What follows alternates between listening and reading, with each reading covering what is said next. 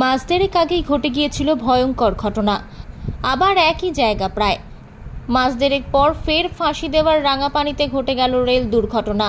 আবারও লাইনচ্যুত হলো ট্রেন, এবার মালগাড়ি। গতকালই ঝাড়খণ্ডের চক্রধরপুর ডিভিশনে বড়াবাম্বুতে মালগাড়ি লাইনচ্যুত হয়। তারপরই সেই লাইনচ্যুত হওয়া বগিতে ধাক্কা মেরে ছিটকে পড়ে যায় মুম্বাই হাওড়া এক্সপ্রেস ট্রেনের 18টি বগি।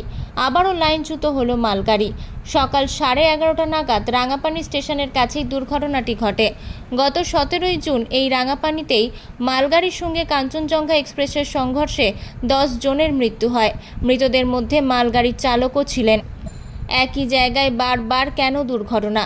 প্রশ্নের মুখে রেলের নিরাপত্তা।